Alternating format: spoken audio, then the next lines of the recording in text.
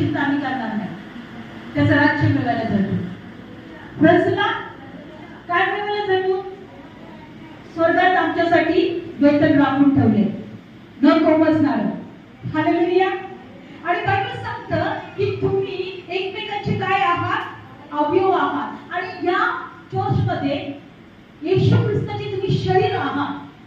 आणि ते शरीराच्या रचनेसाठी बायबलमध्ये दिले की शरीराची पूर्ण वाढ होण्यासाठी तुम्हाला या ठिकाणी चर्चमध्ये ठेवलेलं आहे.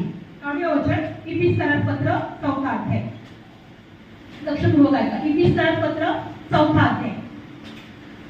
लक्षपूर्वक ऐका. देवाच्या घरातले आहात. पुन्हा जन्म पावल्यासारखे लहान बाळासारखे तुम्ही आत्मिक रीतीने लहान बाळ तुम्ही आहात.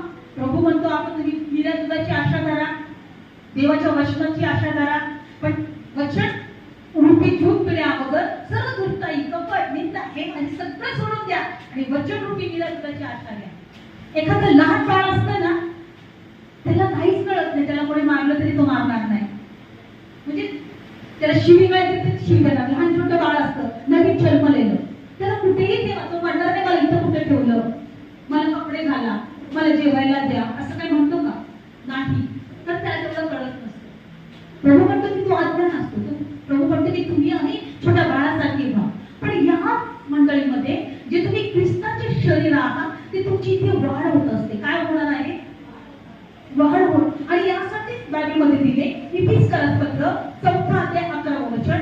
त्याने कोणी ख्रिस्ती, कोणी भविष्यवक्ता किंवा कोणी सुवार्तिक, कोणी पाळक, शिक्षक असे नेमून दिले सेवेच्या कामासाठी, पवित्राची पूर्णता करण्यास आणि ख्रिस्ताच्या शरीराच्या रचनेसाठी. सर्व आपण विश्वास आणि देवाच्या पुत्राची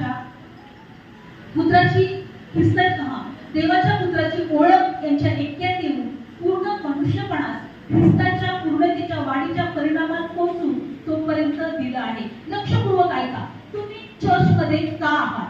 बायबल सांगतं की या चर्चमध्ये कोणी प्रेषित आहे, कोणी संदेष्ट आहे, कोणी सुवार्तिक आहे, कोणी शिक्षक आहे, कोणी शिकवणार आहे. पण या चर्चमध्ये या सगळ्या लोकांना का ठेवलंय? ख्रिस्ताच्या शरीराच्या